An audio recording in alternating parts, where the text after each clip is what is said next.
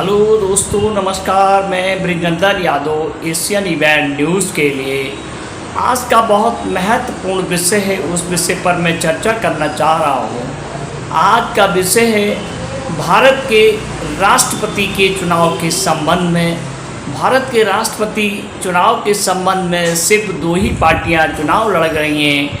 एक एनडीए नीत गठबंधन है और दूसरा एनडीए के सरकार के विपक्ष वाला गठबंधन है। उसमें दो पार्टियां के उम्मीदवार हैं। एक एनडीए और सरकार का समर्थन करने वाली पार्टी जो है और उनके उम्मीदवार हैं द्रौपदी मुर्मू जी। द्रौपदी मुर्मू जी आदिवासी समुदाय की महिला हैं और वो झारखंड की राज्यपाल भी रहीं। उड़ीसा में उनके संबंध हैं, इसलिए उनको उम्मीदवार बनाया गया। सरकार ने अपनी राजनीतिक महत्वाकांक्षा को देखते हुए उन्हें उम्मीदवार बनाया और उनके सामने दूसरे एक विपक्ष के उम्मीदवार हैं।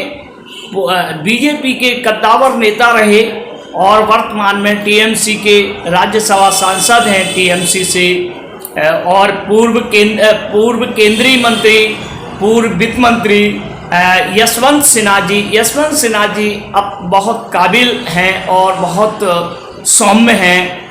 उनको विपक्ष ने अपना उम्मीदवार बनाया है।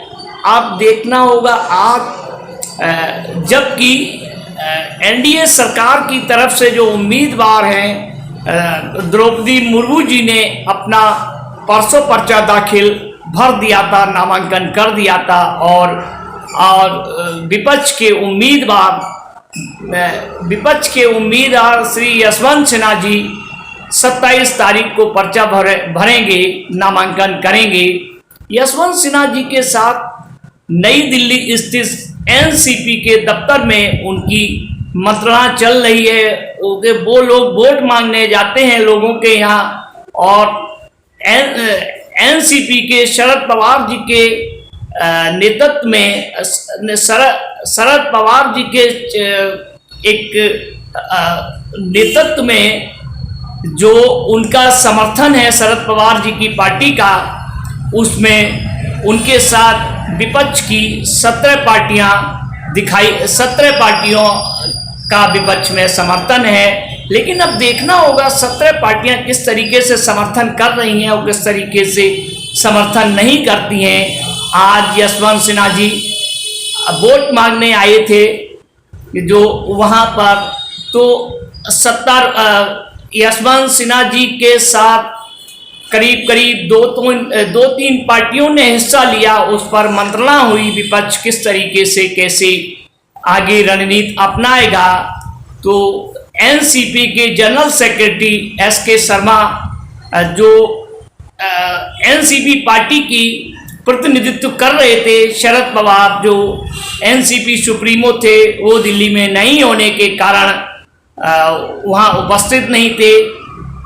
एसके शर्मा से जब मेरी बात हुई तो मैंने कहा, सर आज कौन कौन लोग आए हुए थे? तो उन्होंने बताया कि आज 2-3 पार्टियों के लोग आए थे और उसमें कांग्रेस थी, एसपी थी और टीएमसी और अन्य कई पार्टियां थी। जो लोग आए हुए थे उनका समर्थन हासिल है।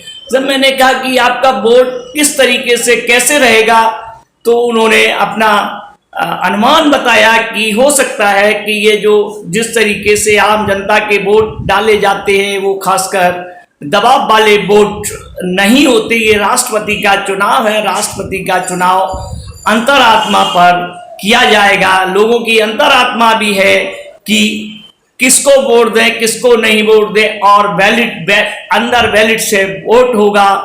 तो कुल मिला के उन्होंने अपने उम्मीदवार पर एक भरोसा जताया। उन्होंने कहा हमें अपने उम्मीदवार पर पूरा भरोसा है कि हो सकता है कि 27 तारीख को जो नामांकन करने जाएंगे, नामांकन के साथ अन्य दलों के मुखियाओं का आना भी तय माना जा रहा है। खबरें यहाँ आ रही हैं कि एसपी सुप्रीमो अखिलेश यादव भी होंगे और टीएमसी की ममता बनर्जी भी हो सकती हैं, और अन्य पार्टियों के अभी हेमंत सोरेन जी से भी बात चल रही है। और खबरों के अनुसार, सूत्रों के अनुसार ये कहा जा रहा है कि बीजू जनता दल से भी बातचीत चल रही है, जबकि बीजू जनता दल का आना बहुत मुश्किल लग रहा है, क्योंकि उनके ही राज्य के, उनके ही मंत्रिमंडल की ये एक सदस्य रही हैं, मंत्रिमंडल में मंत्री भी रही हैं, तो उनका उनसे लगाव भी आदिवासी महिला होने के कारण। दूसरी तरफ हेमंत सोरेन और शिबू सोरेन के सबसे बड़ा मामला ये आ सकता है, क्योंकि खासकर वो आदिवासी महिला होने के नाते एक झारखंड की अस्मिता का भी सवाल आ जाता, झारखंड की इज्जत का भी सवाल आ जाता। गौरतलब है, जिस तरीके पूर्व राष्ट्रपति प्रतिभा पाटिल जब उम्मीदवार बनाई गई थी, भले कांग्रेस की उम्मीदवार थी, लेकिन स्वर्गीय बाला साहब, शिवसेना के सुप्रीमो स्वर्गीय बाला साहब ठाकरे ने भी उनको समर्थन देने की बात कही थी। लेकिन माना यह जा रहा है इन दोनों के बीच में विपक्ष का उम्मीदवार भी इस वक्त और इस समय कम नहीं पड़ेगा। लड़ाई बिल्कुल राष्ट्रपति चुनाव में कांटे की है। अब देखना होगा किस तरीके से राजनीतिक लड़ाई लड़ी जाती है। राष्ट्रपति का बहुत महत्वपूर्ण चुनाव होता है और वर्तमान स्थिति में राष्ट्रपति का चुनाव बड़ा महत्वपूर्ण है।